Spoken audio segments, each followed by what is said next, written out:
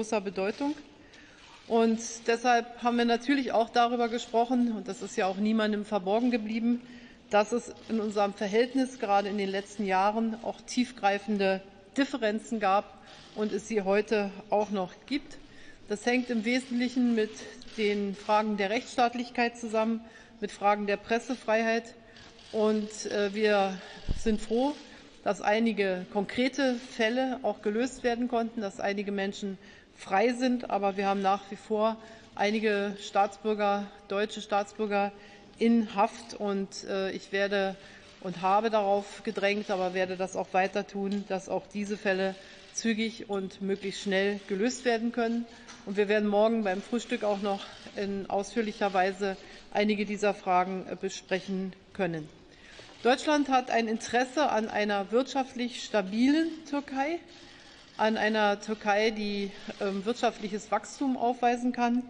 Deshalb haben wir uns natürlich auch über bilaterale Fragen der Wirtschaftskooperation ausgetauscht. Hier hat es ja auch Besuche der entsprechenden türkischen Minister vor dem Besuch des Präsidenten bereits gegeben. Darbeciler güçlü Türk demokrasisini rafa kaldırmayı başaramadı. FETÖ terör örgütünün uzantıları tarafından gerçekleştirilen bu darbe girişiminde 251 insanımızı şehit verdi. 2193 yaralımız, gazimiz oldu. Darbe girişimi sonrasında FETÖ ve uzantılarıyla mücadele için anayasal bir mekanizma olan olağanüstü hal uygulamasına gitti.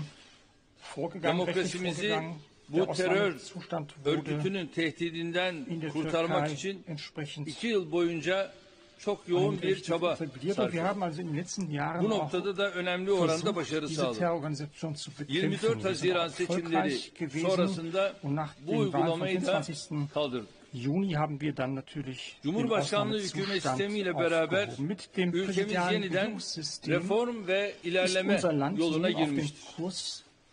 Reform Eylem Grubumuz bu konuda gereken adımları atmaya başlamıştır.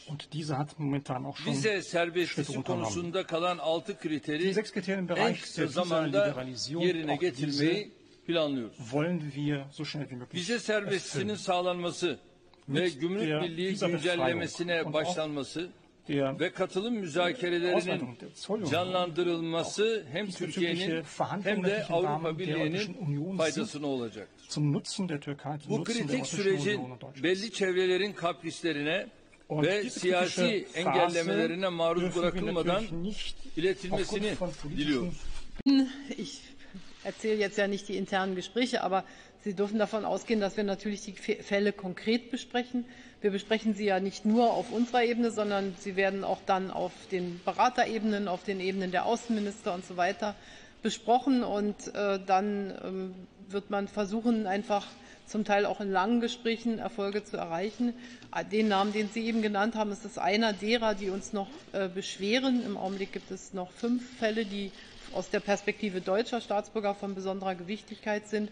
Also Sie dürfen davon ausgehen, dass wir beide sehr präzise sprechen und uns dann auch versuchen, wenn möglich, anzunähern, aber dass das manchmal auch eine ganze Weile dauern kann. Tabii ben de Sayın Şansölye'ye çok teşekkür ediyorum. Ich bedanke mich auch bei der Frau Bundeskanzlerin. Şunu kabul etmek lazım. Folgendes sollte man ja yani akzeptieren. Ne ben Almanya'nın hukuk sistemini veya mahkemelerini eleştirme hakkına sahibim. Ne de sizler Türk yargı sistemini eleştirme hakkına sahipsiniz. Çünkü yargılar bağımsızdır ve verdikleri karara saygı duyulur. Şimdi bizler de kendi ülkemde bile beğenmediğim kararların verildiği zamanlar olmuştur. Ama uymak durumunda kalmışımdır. Saygı duyarız, duymayız. O ayrı bir konu.